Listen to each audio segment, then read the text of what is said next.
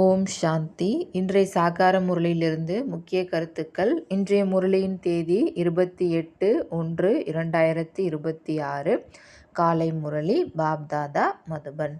பாபா சொல்கிறாங்க, இனிமையான குழந்தைகளே, குழந்தைகளாகிய உங்களை உலகின் எஜமானனாக ஆக்குவதற்காக மிகவும் அன்பான சிவதந்தை வந்துள்ளார். நீங்கள் அவரின் வழிப்படி நடந்து செல்லுங்கள். கேள்வி: மனிதர்கள் பரமாத்மாவை குறித்து ஒன்றுக்கொன்று முரணான எந்த இரு விஷயங்களை சொல்கின்றனர்? பதில்: ஒரு தரப்பினர் சொல்கின்றனர் பரமாத்மா அகண்ட ஜோதியாக உள்ளார் என்று. மற்றொரு தரப்பினர் சொல்கின்றனர் அவர் பெயர் உருவத்திற்கும் அப்பாற்பட்டவர் என்று. ஆக இந்த இரண்டு விஷயங்களும் ஒன்றுக்கொன்று முரண்பாடாக உள்ளது. பாபா சொல்கிறாங்க, சரியான ரூபத்தை தெரிந்து கொள்ளாத காரணத்தினால் தூய்மையற்றவர்களாக ஆகிக்கொண்டே செல்கின்றனர். தந்தை வரும்போது தனது சரியான அறிமுகத்தை கொடுக்கின்றார். பரமாத்மா நிராகாரர், ஜோதி புள்ளி வடிவானவர் தான், அகண்ட ஜோதியும் கிடையாது. அதே போல் அவர் பெயர் உருவத்துக்கு அப்பாற்பட்டவர்னு சொல்கிறாங்க. அவருக்கு பெயர் இருக்குது, சிவன். அவர் செய்யக்கூடிய கர்த்தவியத்தினுடைய அடிப்படையில், காரியத்தினுடைய அடிப்படையில் அவருக்கு சிவன்ற பேர் வருது. அதே போல் உருவமும் நிராகாரர் தான், ஜோதி புள்ளியானவர் தான். ஆனால் இது ரெண்டுத்துக்குமே அப்பாற்பட்டவர் அப்படின்னு சொல்லிட்டாங்க. அதனால் ரெண்டுமே முரண்பாடாக இருக்குது. ஆகையில் பாபா வந்து தான் அவருடைய அறிமுகத்தை கரெக்டாக கொடுக்குறேன் அப்படின்றார். பாடல்: இறந்தாலும் உங்கள் மடியில். ஓம் சாந்தி. குழந்தைகள், பாடலை கேட்டீர்கள். யாராவது இறக்கும்போது தந்தையிடம் சென்று பிறவி எடுக்கின்றனர். சொல்லும்போது தந்தையிடம் பிறவி எடுத்தார் என்றே சொல்வார்கள். தாயின் பெயரை குறிப்பிடுவது இல்லை. வாழ்த்துக்கள் தந்தைக்கு கொடுக்கப்படுகிறது. குழந்தைகளாகிய நீங்கள் இப்போது நாம் ஆத்மாக்கள் என தெரிந்திருக்கிறீர்கள். அது ஷரீரத்தின் விஷயமாகிவிட்டது. ஒரு ஷரீரத்தை விடுத்து மற்றொரு தந்தையிடம் செல்கின்றனர். பாபா சொல்கிறாங்க, நீங்கள் 84 பிறவிகள் எடுத்து 84 தந்தைகளை அடைந்தீர்கள். உண்மையில் நீங்கள் நிராகார தந்தையின் அசலான குழந்தைகள். அதாவது ஆத்மாக்களாகிய நீங்கள் பரம்பிதா பரமாத்மாவினுடைய குழந்தைகள் அப்படின்னு ஞாபகப்படுத்துகிறார் நமக்கு. நிர்வாண தாமம் அல்லது சாந்தி தாமம் என சொல்லக்கூடிய அந்த இடத்தில் வசிப்பவர்கள். உண்மையில் நீங்கள் அங்கே வசிப்பவர்கள். தந்தையும் அங்கே வசிக்கின்றார். இங்கே வந்து லௌகீக தந்தையின் குழந்தைகள் ஆகும்போது அந்த தந்தையை மறந்து விடுகின்றீர்கள். சத்தியுகத்தில் கூட நீங்கள் சுகமாக இருக்கும் பொழுது அப்பயும் இந்த பரலௌகீக தந்தையை மறந்துடுறீங்க. சுகத்தில் அந்த தந்தையை பற்றி யாருமே சிந்திப்பதே கிடையாது. நீங்கள் துக்கமாக இருக்கும்போது தான் என்னை நினைவு செய்கிறீங்க. மேலும் அந்த நினைவு கூட யார் செய்கிறது? ஆத்மா தான் செய்யுதுன்றார். பாபா சொல்கிறாங்க, லௌகீக தந்தையை நினைவு செய்யும் பொழுது புத்தி ஷரீரத்தின் பக்கம் இருக்கிறது. இந்த பாபா அந்த பாபாவை நினைவு செய்யும் போது ஓ பாபா என சொல்வார். இருவருமே பாபாதான். பாபா என்பதே சரியான வார்த்தையாகும். அவரும் தந்தை, இவரும் தந்தை. ஆத்மா அந்த ஆன்மீக தந்தையை நினைக்கும் போது புத்தி அங்கே செல்கின்றது. இதை தந்தை வந்து குழந்தைகளுக்கு புரிய வைக்கின்றார். இப்பொழுது பாபா வந்துள்ளார், நம்மை தம்முடையவர்களாக ஆக்கியுள்ளார் என்பது உங்களுக்கு தெரியும். முதலில் நான் உங்களை சொர்க்கத்திற்கு அனுப்பினேன். நீங்கள் மிக மிக செல்வந்தர்களாக இருந்தீர்கள். பிறகு 84 பிறவிகள் எடுத்து நாடகத்தின் திட்டப்படி நீங்கள் துக்கம் நிறைந்தவர்களாக ஆகியுள்ளீர்கள். பாபா சொல்கிறாங்க, உங்களுடைய ஆத்மா மற்றும் ஷரீரம் இரண்டுமே சதோ பிரதானமாக இருந்தன. பிறகு தங்க யுகத்திலிருந்து வெள்ளி யுகத்திற்கு ஆத்மா வரும்போது ஷரீரமும் வெள்ளி யுகத்தில் வந்தது. பிறகு தாமிர யுகத்தில் வந்தது.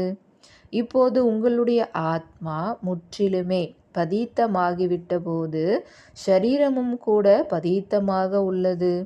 யாரும் விரும்பாத 14 கேரட் தங்கத்தை போல அது கருப்பாகி விடுகிறது. நீங்களும் கூட இப்போது கருப்பாக இரும்பு யுகத்தவர்களாக ஆகிவிட்டீர்கள். இப்போ ஆத்மா ஷரீரம் இப்படி கருப்பாகிடுச்சு இல்லைங்களா? இது எப்படி தூய்மையாகும்? ஆத்மா தூய்மையாகும் பொழுது தான் ஷரீரமும் தூய்மையாக கிடைக்கும். அது எப்படி நடக்கும்? கங்கா ஸ்நானம் செய்வதன் மூலமாவா நடக்கும்? இல்லை, பாபாவை தான் நினைவு செய்யணும். பாபாவின் நினைவின் மூலமாகத்தான் ஆத்மா தூய்மையாக சுத்த தங்கமாக மாறும். பாபா ரொம்ப ரொம்ப அன்பானவர் அப்படின்னு குழந்தைகளாகி உங்களுக்கு நிச்சயம் இருக்குது. அன்பான, மிக அன்பான, மிக மிக அன்பான என சொல்லவும் செய்கின்றனர். லௌகீக சம்பந்தங்களில் முதலாவது தந்தை. அவர் பிறவியை கொடுக்கின்றார். பிறகு ஆசிரியர். அவர் நல்லவர்.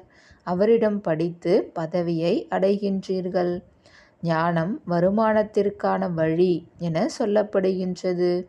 ஞானம் என்பது அறிவு, யோகம் என்பது நினைவு. ஆக எல்லைக்கப்பாற்பட்ட தந்தை அவர் உங்களை சொர்க்கத்திற்கு எஜமானனாக ஆக்கியிருந்தார். அவரை நீங்கள் இப்பொழுது மறந்துவிட்டீர்கள். சிவபாபா எப்படி வந்தார் என யாருக்கும் தெரியாது. படங்களிலும் தெளிவாக காட்டப்பட்டுள்ளது. பிரம்மா மூலம் சிவபாபா ஸ்தாபனை செய்விக்கின்றார். கிருஷ்ணர் எப்படி ராஜயோகம் கற்பிப்பார்? ராஜயோகம் கற்பிப்பதே சத்யுகத்திற்காக. எனவே கண்டிப்பாக சங்கம யுகத்தில் தந்தை தான் கற்பித்து இருப்பார். சத்யுகத்தை ஸ்தாபனை செய்பவர் பாபா. சிவபாபா இந்த பிரம்மா மூலமாக செய்விக்கின்றார். அவர் செய்து செய்விப்பவர் அல்லவா? அவர்கள் திரிமூர்த்தி பிரம்மா என சொல்லிவிடுகின்றனர். உயர்ந்தவரிலும் உயர்ந்தவர் சிவன் அல்லவா? இவர் சாக்காரத்தில் இருப்பவர். இந்த பிரம்மா பாபா ஸ்தூலத்தில் இருக்கார். அவர் நிராகாரமாக இருக்கார். சிருஷ்டியும் இங்குதான் இருக்கிறது. இந்த சிருஷ்டியினுடையது தான் சக்கரம். அது சுற்றி கொண்டே இருக்கும். மீண்டும் மீண்டும் நடந்தபடி இருக்கும். சூட்சும வதனத்தை சிருஷ்டியின் சக்கரம் என பாடப்படுவது இல்லை. உலகில் மனிதர்களின் வரலாறு புவியியல் மீண்டும் மீண்டும் நடந்தபடி இருக்கும். சூட்சும வதனத்தில் சக்கரம் எதுவும் இருப்பது இல்லை. இந்த உலகத்தினுடைய வரலாறு புவியியல் இந்த சாக்கார உலகத்தில் தான் நடக்குது.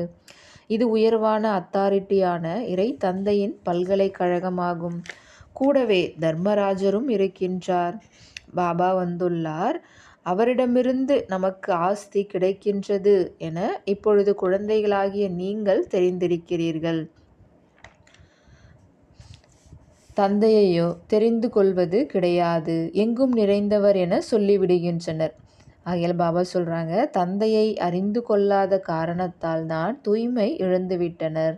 தமோ பிரதானமாகவும் ஆகவே வேண்டியுள்ளது. பிறகு தந்தை வரும்போது அனைவரையும் சதோ பிரதானமாக ஆக்குகின்றார். ஆத்மாக்கள் அனைத்தும் நிராகார உலகத்தில் தந்தையுடன் இருக்கும். பிறகு இங்கே சத்தோ ரஜோ தமோவில் வந்து நடிப்பை நடிக்கின்றன. ஆத்மாதான் தந்தையை நினைவு செய்கின்றது. தந்தை வருகின்றார். பிரம்மா உடலின் ஆதாரம் எடுக்கின்றேன் என சொல்லவும் செய்கின்றார். இவர் பாக்யசாலி ரதமாக இருக்கின்றார். ஆத்மா இல்லாமல் ரதம் இருக்க முடியாது. இது ஞானமழை என இப்பொழுது குழந்தைகளாகிய உங்களுக்கு புரிய வைத்தார். ஞானத்தின் மூலம் என்ன நடக்கிறது அப்படின்னு பாபா கேட்குறாங்க. தூய்மையற்ற உலகிலிருந்து தூய்மையான உலகம் உருவாகின்றது. கங்கை, யமுனை சத்யுகத்திலும் இருக்கும். கிருஷ்ணர் யமுனை நதிக்கரையில் விளையாடுகிறார் என சொல்கின்றனர். இப்படி எந்த விஷயமும் கிடையாது. ஏன்னா அவர் சத்யுகத்தினுடைய இளவரசர். மிகவும் நல்ல முறையில் தான் அவர் வளர்க்கப்படும். ஏன்னா அவர் மலர் இல்லையா? இந்த மாதிரி ஹையஸ்ட் சோல். மலர்கள் எவ்வளவு நன்றாக அழகாக இருக்கின்றன. முள்ளிறைந்த காட்டை தந்தை வந்து மலர் தோட்டமாக ஆக்குகின்றார். ஆகையால் அவரது பெயர் பபுல்நாத். அதனால்தான் வச்சுருக்காங்க. அந்த மாதிரி மகிமை பாடுறாங்க, முட்களை மலராக்கக்கூடிய பாபான்னு. இப்போ தந்தையின் மீது குழந்தைகளாகிய உங்களுக்கு எவ்வளோ அன்பு இருக்கணும். அந்த லௌகீக தந்தையோ உங்களை சாக்கடையில் தள்ளுகின்றார். இந்த தந்தை 21 பிறவிகளுக்கு உங்களை சாக்கடையிலிருந்து வெளியேற்றி தூய்மையாக்குகின்றார். பாபா சொல்கிறாங்க, யார் அதிகம் பக்தி செய்கின்றனரோ அவர்களுக்கு பகவான் கிடைப்பார் என சொல்கின்றனர். அனைவரையும் விட அதிக பக்தி செய்பவர்களுக்கு கண்டிப்பாக முன்னதாகவே கிடைக்க வேண்டும். தந்தை கணக்கும் கூட சொல்லி இருக்கின்றார். அனைவரையும் விட முன்னதாக பக்தி நீங்கள் செய்கிறீர்கள். எனவே உங்களுக்குத்தான் முதலில் பகவான் மூலம் ஞானம் கிடைக்க வேண்டும். நீங்கள்தான் பிறகு புதிய உலகத்தில் ராஜ்யம் செய்வீர்கள். எல்லைக்கப்பாற்பட்ட தந்தை குழந்தைகளாகிய உங்களுக்கு ஞானம் கொடுத்து கொண்டு இருக்கின்றார். இதில் கஷ்டப்படக்கூடிய விஷயம் எதுவும் இல்லை. நீங்கள் அரை கல்பம் நினைவு செய்தீர்கள் என தந்தை சொல்கின்றார். இறுதியில் துக்கம் மிக்கவர்களாக ஆகிவிடும் பொழுது நான் வந்து சுகம் மிக்கவர்களாக ஆக்குகின்றேன். இப்பொழுது நீங்கள் பெரிய மனிதர்களாக ஆகின்றீர்கள். அதாவது உயர்ந்ததிலும் உயர்ந்த தேவதையாக மாறுறோம். முதலமைச்சர், பிரதமர் போன்றவர்களின் பங்களாக்கள் எவ்வளவு முதல் தரமாக இருக்கும்.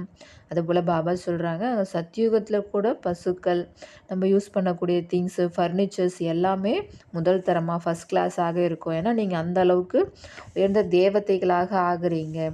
அங்கே உங்களுக்கான மாளிகைகள் கூட வைர வைடூரியங்களால் உருவாக்கப்பட்டதாக இருக்கும். அங்கே உங்களுடைய ஃபர்னிச்சர்கள் தங்கத்தால் ஆனதாக முதல் தரமானதாக இருக்கும். நீங்கள் அங்கே யூஸ் பண்ணுற எல்லா பொருட்களுமே முதல் தரமாக இருக்கும். வைர வைடூரியங்களால் ஆனதாக இருக்கும் அப்படின்றாங்க. இது ருத்ர ஞான யஜ்ஞம். சிவனை ருத்ரன் எனவும் சொல்கின்றனர். பக்தி முடிவடையும் பொழுது பகவான் ருத்ர ஞான யஜ்ஞத்தை படைக்கின்றார். சத்யுகத்தில் யஜ்ஞம் அல்லது பக்தியின் விஷயமே இருக்காது. இந்த சமயத்தில்தான் தந்தை இந்த அழிவற்ற ருத்ர ஞான யஜ்ஞத்தை படைக்கின்றார். பின்னர் இதனுடைய புகழ் பாடப்படுகின்றது. பக்தி மற்றும் ஞானம். பக்தி இரவாகும், ஞானம் பகலாகும். தந்தை வந்து பகலாக ஆக்குகிறார் எனும் பொழுது குழந்தைகளுக்கு தந்தையின் மீது எவ்வளவு அன்பு இருக்க வேண்டும். பாபா நம்மை உலகின் எஜமானனாக ஆக்குகின்றார். மிகவும் அன்பான தந்தையாவார். அவரை விடவும் அன்பான பொருள் எதுவும் இருக்க முடியாது. பாபா சொல்கிறாங்க, நீங்கள் உங்களுடைய இல்லற விஷயங்களில் இருக்கத்தான் வேண்டும். இங்கே மதுபனில் பாபாவுடன் எதுவரை அமர்ந்திருப்பீர்கள்? தந்தையுடன் பரந்தாமத்தில் தான் இருக்க முடியும். ஏன்னா இங்கே எல்லா குழந்தைங்களும் வந்து இருக்கணும்னு ஆசைப்பட்டால் அது எப்படி முடியும்? நீங்கள் எல்லாருமே என் கூட பரந்தாமத்தில் இருக்க முடியுன்றார். இங்கே இவ்வளவு குழந்தைகள் எல்லோரும் இருக்க முடியாது. ஆசிரியர் எப்படி கேள்வி கேட்பார்? ஒலிபெருக்கியில் பதில் எப்படி கொடுக்க முடியும்? ஆகையால் கொஞ்சம் கொஞ்சம் மாணவர்களுக்கு கற்பிக்கின்றார். கல்லூரிகள் நிறைய உள்ளன. பிறகு அனைவருக்கும் பரீட்சை நடக்கின்றது. தேர்வு முடிவுகள் வெளியாகின்றன. இங்கேயோ ஒரு தந்தைதான் கற்பிக்கின்றார். பாபா சொல்கிறாங்க, மிகப்பெரிய மகாபாரத சண்டையும் கூட கண்முன் இருக்கின்றது. மகாபாரத யுத்தத்தில் கிருஷ்ணர் வந்தார் என அவர்கள் புரிந்து கொள்கின்றனர். அது நடக்க வாய்ப்பு இல்லை. பாவம் குழப்பமாகிவிட்டார்கள். எனினும் கூட கிருஷ்ணா கிருஷ்ணா என நினைவு செய்தபடி இருக்கின்றனர். இப்பொழுது மிகவும் அன்பான சிவனும் இருக்கின்றார், கிருஷ்ணரும் இருக்கின்றார். ஆனால் சிவத்தந்தை நிராகாரமாக இருப்பவர், கிருஷ்ணர் சாக்காரத்தில் இருப்பவர், உடலுடையவர். நிராகார தந்தை அனைத்து ஆத்மாக்களுக்கும் தந்தை. இருவருமே மிகவும் அன்பானவர்கள்தான். ஆனால் கிருஷ்ணர் உலகத்தினுடைய எஜமானர் அல்லவா? அதிகமான அன்பானவர் யார் என இப்போது நீங்கள் தீர்மானிக்க முடியும். நான் சிவபாபா தான் இப்படி நம்ம தகுதி வாய்ந்தவராக ஆக்குறாரு இல்லையா?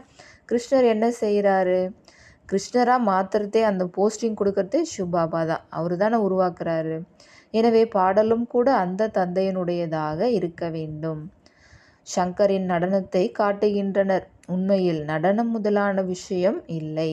நீங்கள் அனைவரும் பார்வதிகள் என தந்தை புரிய வைத்துள்ளார். இந்த சிவனாகிய அமர்நாத் உங்களுக்கு கதை சொல்லிக் கொண்டு இருக்கின்றார். அது நிர்விகாரி உலகம், விகாரத்தின் விஷயம் கிடையாது. தந்தை விகாரி உலகத்தை படைக்க மாட்டார். விகாரத்தில்தான் துக்கம் உள்ளது. பகவானையும் கூட மந்திரவாதி, இரத்தின வியாபாரி, வியாபாரி என்றெல்லாம் சொல்கின்றனர் எனும்போது கண்டிப்பாக சைத்தன்யமானவர் அல்லவா? நான் ஆத்மாவாக இருக்கிறேன் என சொல்லவும் செய்கிறார். மந்திரவாதி அல்லவா? ஆகிய மனிதர தேவதையாக, பிச்சைக்காரரிலிருந்து இளவரசராக ஆக்குகின்றார். இப்படிப்பட்ட மாயாஜாலம் எப்போதாவது பார்த்திருக்கிறீர்களா? நல்லது. இனிமையிலும் இனிமையான காணாமல் போய் கண்டெடுக்கப்பட்ட செல்ல குழந்தைகளுக்கு தாயும் தந்தையுமான பாப் தாதாவின் அன்பு நினைவுகளும் காலை வணக்கமும். ஆன்மீக குழந்தைகளுக்கு ஆன்மீக தந்தையின் நமஸ்காரம். ஆன்மீக தந்தைக்கு ஆன்மீக குழந்தைகளின் அன்பு நினைவுகள் நமஸ்காரம். தாரணைக்கான முக்கிய சாரம். ஃபர்ஸ்ட் பாயிண்ட், மலர் தோட்டத்திற்கு செல்ல வேண்டும். ஆகையால் மனம் வீசும் மலர்களாக வேண்டும். யாருக்கும் துக்கம் கொடுக்க கூடாது. ஒரு பரலௌகீக தந்தையுடன் அனைத்து சம்பந்தங்களையும் இணைக்க வேண்டும். ரெண்டாவது பாயிண்ட், சிவபாபா அன்பிலும் அன்பானவர். அந்த ஒருவர் மீது தான் அன்பு செலுத்த வேண்டும். சுகத்தை வழங்கும் வள்ளல் தந்தையை நினைவு செய்ய வேண்டும். பாபா வரதானம் தராங்க. எவருடைய குறையையும் பலவீனத்தையும் பார்க்காமல் தன்னுடைய குணங்கள் மற்றும் சக்திகளின் சகயோகம் கொடுக்கக்கூடிய மாஸ்டர் வள்ளல் ஆகுக. யாருடைய குறை பலவீனத்தை பார்க்காம தன்னிடம் இருக்கக்கூடிய குணங்களின் சக்திகளுடைய சகயோகம் கொடுக்கும் மாஸ்டர் வள்ளலாக ஆகுங்க. விளக்கம், யார் சதா இதே ஆன்மீக பாவனையில் இருக்கிறார்களோ, அதாவது ஆத்மாக்கள் அனைவரும் தனக்கு சமமாக ஆஸ்திக்கு அதிகாரி ஆகிவிட வேண்டும். யாருடைய குறைகளையும் பலவீனத்தையும் பார்க்காமல் தாங்கள் தாரணை செய்துள்ள குணங்களின் சக்திகளின் சகயோகம் கொடுக்கின்றீர்களோ அவர்கள்தாம் மாஸ்டர் வள்ளல் ஆவார்கள். இவர் இப்படித்தான் இருக்கின்றார் என்ற இந்த பாவனைக்கு பதிலாக நான் இவரை பாப்சமான் ஆக்குவேன் என்ற இந்த சுப பாவனை இருக்க வேண்டும். அதோடு கூடவே இந்த உயர்ந்த விருப்பம் இருக்க வேண்டும். அதாவது இந்த சர்வ ஆத்மாக்களும் ஏழ்மை, துக்கம், அசாந்தியிலிருந்து விடுபட்டு சதா அமைதி நிறைந்த சுகஸ்வரூப செல்வந்தர் ஆகிவிட வேண்டும் அப்படின்ற இந்த உயர்ந்த விருப்பம் இருக்கணும். அப்பொழுது மாஸ்டர் வள்ளல் என சொல்வார்கள். ஸ்லோகன், மனம், சொல், செயலால் சேவை செய்பவர்கள்தான் நிரந்தர சேவாதாரி ஆவார்கள். அவர்களின் ஒவ்வொரு சுவாசத்திலும் சேவை நிறைந்திருக்கும். இன்றைய அவ்யக்த இஷாரா, முதலில் தனது தேகத்திலிருந்து, தேக சம்பந்தத்திலிருந்து மற்றும் பழைய உலகின் நினைவிலிருந்து விடுபட்டவர் ஆகுங்கள். எப்போது இந்த முக்தியின் அவஸ்தாவை அனுபவம் செய்வீர்களோ அப்பொழுது விடுதலை பெற்ற பின் ஜீவன் முக்தியின் அனுபவம் தானாகவே ஆகிவிடும். எனவே சோதித்து பாருங்கள். உயிர் வாழ்க்கையில் இருந்து கொண்டே தேகத்தின் சம்பந்தம் மற்றும் பழைய உலகத்தின் கவர்ச்சியிலிருந்து எதுவரை விடுபட்டிருக்கின்றோம் என்று. ஓம் சாந்தி.